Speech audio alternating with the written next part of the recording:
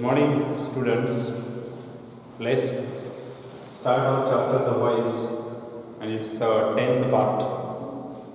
तर व्हॉइसचा आपण आज 10वा भाग घेतो आहोत. त्याच्यामध्ये आपण वेगवेगळ्या प्रकारच्या वाक्यांचं व्हॉइस कसं करायचं त्याबद्दलची माहिती घेत आहोत. तर आपण आतापर्यंत कुठले प्रकार शिकले आहेत त्याबद्दलचं थोडंसं फीडबॅक घेऊया. त्यामध्ये आपण काळाचे वाक्य, त्यानंतर मॉडेल ऑक्झिलरीचे वाक्य, त्यानंतर इम्पेरेटिव्ह सेंटेन्स म्हणजे आज्ञार्थी वाक्य, आणि सध्या जे आपलं चालू आहे ते म्हणजे प्रश्नार्थक वाक्य. आणि प्रश्नार्थक वाक्याचं पॅसिव्ह वॉइस कसं करायचं त्याच्याबद्दलची माहिती आपण या व्हिडिओमध्ये घेत आहोत. तर एकूण प्रश्नाचे 4 प्रकार मी तुम्हाला सांगितलेले आहेत. त्यामध्ये WH question, verbal question, statement question आणि रेटॉरिकल क्वेश्चन. या 4 प्रश्नाच्या प्रकारापैकी आपणाला फक्त पहिल्या 2 प्रकारावरती त्याचं व्हॉइस बदला यासाठीचा प्रश्न विचारला जाईल. तर त्यामध्ये WH क्वेश्चन आणि व्हर्बल क्वेश्चन या 2 प्रश्न प्रकारामध्ये तुम्हाला तो प्रश्न प्रकार ओळखता येणं गरजेचं आहे. सोपं आहे ते. ज्या प्रश्नाच्या सुरुवातीला WH सारखा शब्द किंवा त्याला आपण व्याकरणाच्या भाषेमध्ये प्रश्नार्थक सर्वनाम असं म्हणतो तो येतो आणि शेवटी प्रश्नचिन्ह येतं, तो WH क्वेश्चन समजावा. आणि ज्या प्रश्नाची सुरुवात एकतर हेल्पिंग वर्ब किंवा मॉडेल ऑक्झिलरी यापैकी एकाने होते आणि त्याच्या शेवटी प्रश्नचिन्ह येतं त्याला आपण व्हर्बल क्वेश्चन समजावा. व्हर्बल क्वेश्चनलाच येस नो टाईपचा प्रश्न असंही म्हणतात, कारण याची उत्तरं येस किंवा नो या 2 पैकी अपेक्षित असतात. तर मग अशा प्रश्नांचं ज्यावेळेला पॅसिव्हाइज करा असं आपणाला विचारलं जातं त्यावेळेला आपण काय करायचं नेमकं त्याच्याबद्दलची माहिती आपण याच्या अगोदरच्या व्हिडिओमध्ये घेतलेली आहे. तरी पण याही व्हिडिओमध्ये तुम्हाला सांगतो की आपणाला एकूण 4 स्टेप्समधून त्याचं उत्तर पूर्ण करावं लागतं. त्यातली पहिली स्टेप्स म्हणजे तुम्हाला दिलेलं वाक्य म्हणजे तो प्रश्न. दुसरी स्टेप्स म्हणजे त्या प्रश्नाला तुम्हाला साधं वाक्य करावं लागेल, म्हणजे त्याला विधानार्थी बनवावं लागेल. तिसरी स्टेप म्हणजे त्या केलेल्या साध्या वाक्याला किंवा त्या केलेल्या विधानार्थी वाक्याचं तुम्हाला पॅसिव्हाइज करावं लागेल. आणि चौथी स्टेप्स म्हणजे आपली फायनल आन्सर म्हणजे अंतिम उत्तराची स्टेप असेल ते म्हणजे जे विधानार्थी वाक्याचं तुम्ही पॅसिव्हाइज केलेलं आहे त्या पॅसिव्हाइजचा पुन्हा प्रश्न तयार करावा लागेल. अशा एकूण 4 स्टेप्समध्ये ते उत्तर कसं तयार करायचं किंवा कसं लिहायचं हे मी तुम्हाला गेल्या व्हिडिओमध्ये सांगितलेलं होतं. या ठिकाणी सर्वात महत्त्वाची स्टेप ही आहे की दिलेल्या प्रश्नार्थक वाक्याचं विधानार्थी किंवा साधं वाक्य कसं बनवायचं. कारण ही स्टेप आपल्याला पुढं डायरेक्ट इनडायरेक्ट ज्यावेळेला आपण शिकणार आहोत त्याच्यामध्ये ही स्टेप्स आपल्याला कामाला येणार आहे. म्हणून ती नीट लक्षात घ्या. एखाद्या व्हर्बल असो किंवा WH क्वेश्चन असो त्या दोन्हीपैकी कुठल्याही प्रश्नार्थक वाक्याचं विधानार्थी करत असताना मी तुम्हाला सांगितलं होतं की त्या वाक्यातील हेल्पिंग वर्ब असेल किंवा मॉडेल ऑक्झिलरी असेल ते आणि त्या वाक्याचा कर्ता यांच्यामध्ये क्रॉस मल्टिप्लिकेशन करा, म्हणजे तिरकस गुणाकार करा. म्हणजे काय करायचं तर कर्ता हेल्पिंग वर्बच्या जागी घ्यायचा आणि हेल्पिंग वर्ब कर्त्याच्या जागी घ्यायचं आणि शेवटचं प्रश्नचिन्ह काढून टाकायचं आणि त्याच्या जागी पूर्णविराम द्यायचा. याला आपण क्रॉस मल्टिप्लिकेशन किंवा आपल्या डायलेक्टमध्ये आपल्या बोलीभाषेमध्ये आपण याला तिरकस गुणाकार असं म्हणूया. मी तुम्हाला काल किंवा गेल्या व्हिडिओमध्ये करून दाखवलेलं होतं. आता याच्यामध्ये आणखीन एक छोटीशी गोष्ट तुम्हाला ही लक्षात ठेवावी लागेल की जर दिलेल्या वाक्यामध्ये डू, डज आणि डीड हे जर हेल्पिंग वर्ब टू डूचे आले असतील तर त्या ठिकाणी आपणाला तिरकस गुणाकार करता येत नाही. डू, डज, डीड यांना सोडून जेवढे काही पुन्हा येतील मग ॲम येईल, इज येईल, आर येईल, वॉज येईल, वेर येईल, शल येईल, विल येईल, हॅव येईल, हॅज येईल, हॅड येईल, शल हॅव येईल, विल हॅव येईल, शुड येईल, वुड येईल, कॅन येईल, वुड येईल किंवा मे, माईट, मस्ट यापैकी काही येऊ द्या. त्यावेळेला आपल्याला तिरकस गुणाकार करता येईल. But in case of do, does and did we can't do the cross multiplication. while making any interrogative sentence into assertive or simple sentence. म्हणजे प्रश्नार्थक वाक्यामध्ये जर डू, डज किंवा डीड आलं तर अशा वेळेला आपणाला त्याचा तिरकस गुणाकार करता येत नाही. रिमेंबर दिस असं लिहून त्याच्या खाली तुम्ही ते लिहा वाटत. मग असे जर डू, डज, डीड आले तर अशा वाक्याचं विधानार्थी किंवा साधं करत असताना करायचं काय? तर डू, डज, डीड जर आले तर ते काढूनच टाकायचे वाक्यातले, ते काढून टाकायचे. पण ते काढून टाकत असताना क्रियापदात जे योग्य बदल होतात ते करावे लागतात. म्हणून मी तुम्हाला डू, डज, डीडचे नियम काय हे काळ शिकत असताना सुद्धा मी म्हणलं होतं, रिपीट करत चला. मग ज्या वेळेला वाक्यात एखाद्या किंवा प्रश्नामध्ये डू आलं तर ते काढून टाकावं लागेल. डू जर आपण प्रश्नातलं काढून टाकलं तर त्या प्रश्नातील जे क्रियापद आहे त्याच्यात कसलाच बदल होत नाही. जे डू काढल्यास बदल नाही क्रियापदात. जर आपण डज काढलं तर त्या प्रश्नात जे क्रियापद आहे त्याला यस किंवा ईएस लावावं लागतं. डज काढल्यास यस किंवा ईएस लावा कोणाला? क्रियापदाला. आणि जर प्रश्नामध्ये डीड आलं तर ते डीड काढायचं आणि डीड जर काढून टाकलं तर त्या प्रश्नामध्ये जे क्रियापद आहे त्याचं पहिलं रूप असतं तिथं ते बदलायचं आणि दुसरं करायचं. लक्षात राहील. प्रश्नातील डू काढल्यास क्रियापदात बदल नाही असं लिहायचं तुम्ही. पण प्रश्नातील डू वगळल्यास किंवा काढल्यास क्रियापदात बदल नाही, फक्त काढून टाकायचं. प्रश्नातील डज काढल्यास क्रियापदाला यस किंवा ईएस लागते. प्रश्नातील डीड काढल्यास क्रियापदाचे दुसरे रूप करावे. बस या 3 गोष्टी लक्षात ठेवायच्या तुम्हाला. Only in case of do, does, did. फक्त डू, डज, डीडच्या बाबतीत आपल्याला तिरकस गुणाकार करता येत नाही.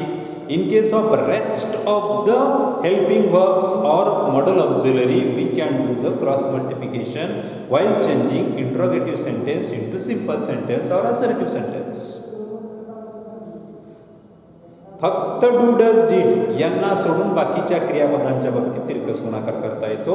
डू, डज, डीडच्या बाबतीत मात्र करता येत नाही. लक्षात ठेवा. परत एकदा सांगतो. प्रश्नातील डू काढल्यास क्रियापदात बदल नाही. प्रश्नातील डज काढल्यास क्रियापदाला यस किंवा ईएस लावावे. प्रश्नातील डीड काढल्यास क्रियापदाचे दुसरे रूप करावे. 3 गोष्टी लक्षात राहतील का? तर मग आपण याच्या संबंधी एखादा प्रश्न बोर्डवरती घेऊया म्हणजे आपल्या लक्षात येईल. प्रश्नार्थक वाक्य चालू आहे का आपलं 4था क्रमांक. प्रश्नार्थक वाक्याचे पॅसिव्ह व्हॉइस करणे. जो प्रश्न आपल्याला दिला आहे तोच प्रश्न शेवटी तयार झाला पाहिजे. मग इथं example, why did you drop the school. Why did you drop the school असं वाक्य आहे. वाक्य म्हणण्यापेक्षा हा प्रश्न आहे. हा प्रश्नाचा कोणता प्रकार आहे? याच्या सुरुवातीला बघा काय आहे? व्हाय. व्हाय म्हणजे प्रश्नार्थक शब्द, प्रश्नार्थक सर्वनाम, म्हणून हा WH टाईपचा प्रश्न. आता हा WH टाईपचा आहे तर आपलं पॅसिव्ह व्हॉइस मधलं उत्तर सुद्धा WH टाईपचाच प्रश्न तयार झाला पाहिजे. याच्यात WH शब्द कोणता आलाय? व्हाय. याला असंच राहू दे थोडा वेळ, याला काहीच करू नका, आहे असं ठेवायचं. तिथून पुढचा राहिलेला प्रश्न कोणता आहे?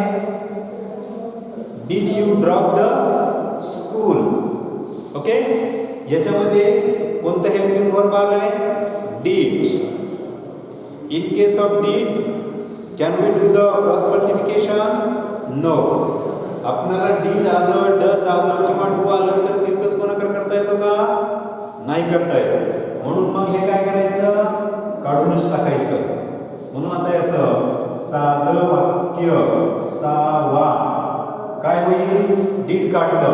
did काढल्यानंतर मी काय सांगितलंय? त्या वाक्यातील क्रियापदाचं किती रूप करायचं? दुसरं रूप करायचं.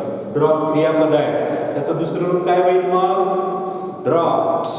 म्हणून याचं साधं वाक्य झालं यू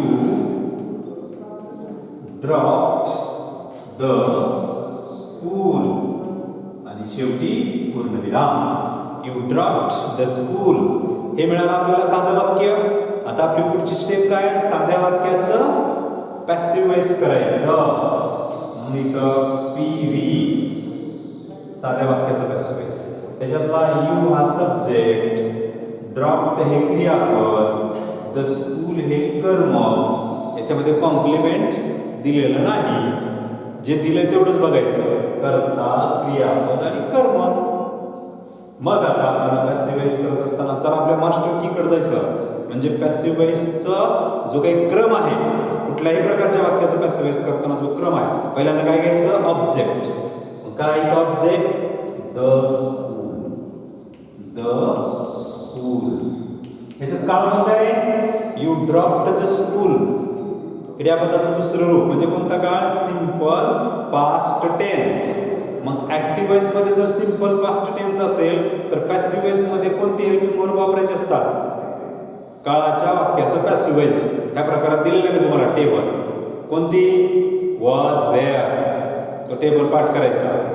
ऍक्टिव्ह वॉइस मध्ये simple present tense am is are, simple past tense was were, simple future tense shall be will be, present continuous tense am is are being, past continuous tense was were being. त्यानंतर future continuous tense passive voice होत नाही, त्याचं पाठ करायचं. मग simple past tense आहे कोणतं येईल मग? वॉज किंवा वेअर पैकी. बरोबर आहे की नाही? द स्कूल नंतर वॉज येईल का वेअर येईल? वॉज. The school was. त्यानंतर क्रियापदाचं तिसरं रूप ड्रॉप्ड. ड्रॉप्ड जर असेल तर कॉम्प्लिमेंट. काय का complement? Complement is not provided. म्हणून मग पुढे by plus objective case. By you ची ऑब्जेक्टिव्ह केस काय रे? यू ची द्वितीय काय? यूच. Bye you. ओके झालं हे असं? The school was dropped by you. आता आपल्याला पुन्हा काय करायचं? याचा क्वेश्चन तयार करायचा. क्वेश्चन. आता आपला प्रश्नार्थक शब्द कोणता आहे? वाय. जशाच्या तसा घ्यायचा, तोपर्यंत बघायचं नाही. वाय. आता इथे तिरकस गुणाकार करा द स्कूल आणि वॉज मध्ये. म्हणजे काय होईल? वॉज इकडे येईल आणि स्कूल इकडे जाईल. बरोबर आहे की नाही? Why was the school dropped by you. Why was the school dropped by you? हे आपलं फायनल आन्सर असेल. हे आपलं अंतिम उत्तर असेल. आणि मी तुम्हाला गेल्या व्हिडिओमध्ये पण सांगितलं होतं की आम्हाला ह्या मधल्या 2 स्टेप्स नको आहेत, आम्हाला फक्त ही शेवटचं. मग तुम्ही तुमच्या स्वतःच्या खात्रीसाठी हे तुम्ही दुसरीकडे कुठं पण करू शकता. कुठे दुसरीकडे तुम्ही हे स्टेप्स करू शकता, पण आम्हाला उत्तरपत्रिकेत या स्टेप्स नको आहेत. For your better understanding, I have taken these 2 steps, middle steps. In the exam, in your answer sheet, don't mention these 2 steps. Just we want the final step as an answer. Understand?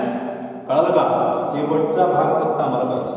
तर या पद्धतीनं आपणाला प्रश्नार्थक वाक्यामध्ये जर do, does, did आलं तर त्यांच्यामध्ये तिरकस गुणाकार करता येत नाही त्या प्रश्नार्थक वाक्याला साधं बनवण्यासाठी. तर मग काय करावं लागतं? ते डू, डज, डिड काढूनच टाकायचं आणि त्याचे जे होणारे बदल आहेत ते बदल क्रियापदात काय होतात ते बदल करावे लागतात. मग कोणते बदल आहेत सांगा बरं परत एकदा.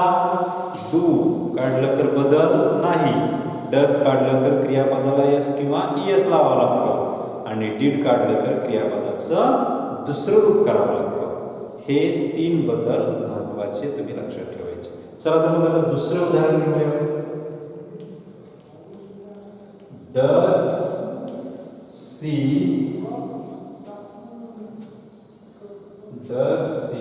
Cross the river. Does she cross the river असं वाक्य आहे. हा प्रश्न आहे. मग मला सांगा, हा प्रश्न WH टाईपचा आहे का वर्बल टाईपचा आहे? WH टाईपचा म्हणलं की त्याच्या सुरुवातीला काय आलं पाहिजे? WH शब्द आला पाहिजे. आहे का त्याच्या सुरुवातीला शब्द WH? नाही. मग राहिला कोणता? वर्बल. मग हा कोणता आहे? वर्बल, म्हणजे सहाय्यकारी क्रियापदाने सुरू झालेला. मग याच्या सुरुवातीला कोणतं सहाय्यकारी क्रियापद आलंय? डज. डज आल्यावर तितकंच गुणाकार करता येतो का? क्रॉस मल्टिप्लिकेशन करता येतं का? नाही करता येत. मग डज काय करायचं? Just remove from that sentence, काढून टाकायचं त्या वाक्यातलं.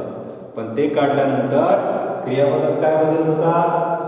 त्या वाक्यातील क्रियापदाला काय होतं? एस किंवा ईएस लावावं लागतं. मग इथं काय आहे? Cross, crosses.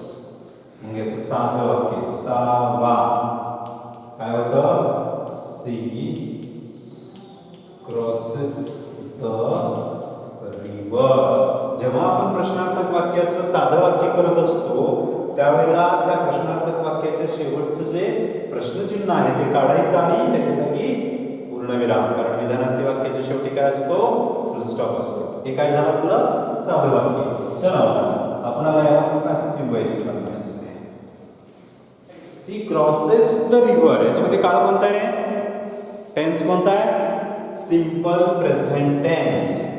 If the given sentence is in simple present tense, then while changing that sentence into passive voice, which helping verb should we have to take?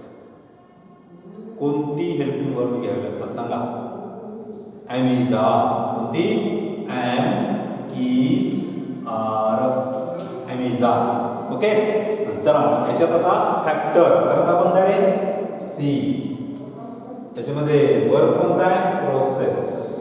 त्याच्यामध्ये कर्म कोणता आहे? काय क्रॉस केलंय? River. Subject, verb and object. मग आता आपल्याला passive voice करायचं. पॅसिव्ह वॉइसची कन्स्ट्रक्शन कशी आहे? सुरुवातीला काय? Object. Object should be taken the river. The river. Am is पैकी रिव्हर नंतर काय येते? रिव्हर एम येते का? नाही. रिव्हर इज येते आहे की नाही? रिव्हर आर पण येत नाही. River is. त्यानंतर पीपी. पीपी म्हणजे काय? Past participle of main verb. Crossed. The river is crossed. Complement is not provided in the sentence, therefore avoid it. टाळा ते. मग पुढे काय? बाय. आणि सी ची ऑब्जेक्टिव्ह केस काय रे? हर. The river is crossed by her. आता आपल्याला दिलेला प्रश्न कोणता आहे? वर्बल टाइपचा आहे. म्हणून उत्तरामध्ये सुद्धा आपल्याला प्रश्न तयार होत असताना वर्बल टाइपचाच करायचा असतो. म्हणून फायनल आन्सर आपलं द रिव्हर आणि इज यांच्यामध्ये पुन्हा क्रॉस मल्टिप्लिकेशन करा, तितकंच गुणाकार करा. म्हणजे हे इज इकडं आणा. Is the river crossed bye हर. आणि शेवटी प्रश्नचिन्ह. Is the river crossed bye हर. या पद्धतीनं तुम्हाला त्या दिलेल्या वाक्याचं काय करावं लागतं? पॅसिव्ह वॉइस करावं लागतं. तर इथं हे प्रश्नार्थक वाक्याचं पॅसिव्ह वॉइस करणे हे आपला इथं भाग संपतो. सर्वात महत्त्वाची गोष्ट, प्रश्नार्थक वाक्यामध्ये फक्त 2 प्रकारच्या वाक्याचं तुम्हाला विचारलं जातं. त्यामध्ये WH आणि वर्ब. दुसरी सर्वात महत्त्वाची गोष्ट, तुम्हाला प्रश्नार्थक वाक्याचं साधं वाक्य करावं लागेल, साध्या वाक्याचं पॅसिव्ह वॉइस करावं लागेल आणि पॅसिव्ह वॉइसचा पुन्हा प्रश्न तयार करावा लागेल. 34 स्टेप आपल्यासाठी जास्त महत्त्वाची. जर प्रश्नार्थक वाक्याचं साधं वाक्य करणे ही प्रोसेस सर्वात महत्त्वाची मानली जाते इथं, मग त्यासाठी तुम्हाला दिलेल्या वाक्यातील हेल्पिंग वर्ब असेल किंवा मॉडल ऑक्झिलरी असेल, कुठलं का असेल ते आणि त्या वाक्याचा कर्ता यांच्यात क्रॉस मल्टिप्लिकेशन करायचं आणि प्रश्नचिन्ह काढून टाकायचं. In case of do, does, did, we can't do the cross multiplication while making that sentence simple. Instead of the cross multiplication, we have to remove those do, does, did from that sentence, and we have to occur or make the changes in the main verb. Do, does, did काढून main verb मध्ये changes करायचे. Do काढलं बदल होत नाही, does काढलं क्रियापदाला yes किंवा इयस लावावं लागतं, डीड काढलं क्रियापदाचं दुसरं रूप करावं लागतं. या पद्धतीनं आपल्याला त्या वाक्याचं काय करावं लागतं, पॅसिव्हाइज करावं लागतं. आता आपण एखादं मॉडेल ऑक्झिलरीचं वाक्य घेऊया बघा. मॉडेल ऑक्झिलरी असलेलं वाक्य बघा.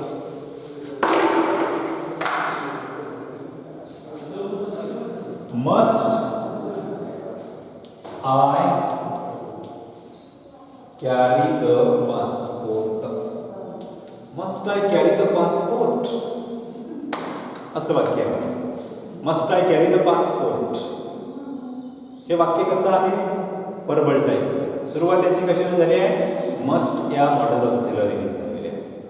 मग आता आपल्याला याचं पहिल्यांदा साधे वाक्य करून घेऊया. Must and I do the cross multiplication. तितकंच गुणाकार करा. हे आय इकडे घ्या, मस्ट इकडे घ्या. म्हणून काय झालं, I must carry the passport आणि full stop should be there at the end of the sentence because we have converted that interrogative sentence into the simple sentence or the assertive sentence. Therefore at the end there should be full stop. I must carry the passport. आता हे झालं विधानार्थी वाक्य. मग आता तुम्ही याचं पॅसिव्हाइज करा. I is a subject, must is a helping verb, carry is a main verb, the passport is a direct object. Indirect object is not provided here, and at the end of the sentence there is a no complement.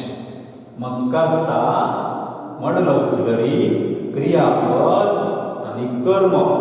मग आता पॅसिव्हाइज करायचं काय करता येईल, सुरुवातीला कर्म the passport,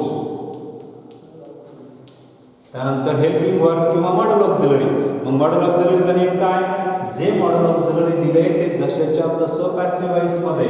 म्हणून must, त्यापुढे काय घ्यायचं, बी, द पासपोर्ट मस्ट बी, त्यानंतर ना पीपी, कॅरीड बाय मी. आता हे झालं पॅसिव्हाइज. पुन्हा याचा प्रश्न तयार करायचा वर्बल. आता या ठिकाणी मस्ट, त्यानंतर the passport be carried by me, and question mark should be there at the end of the sentence because it is verbal question and this is our final answer. हे आपल्याला परीक्षेत अपेक्षित आहे. तर आता आपलं प्रश्नार्थक वाक्य आणि प्रश्नार्थक वाक्याचं पॅसिव्हाइज संपत आहे. पुढचा प्रकार पुढच्या व्हिडिओमध्ये घेऊन येतो.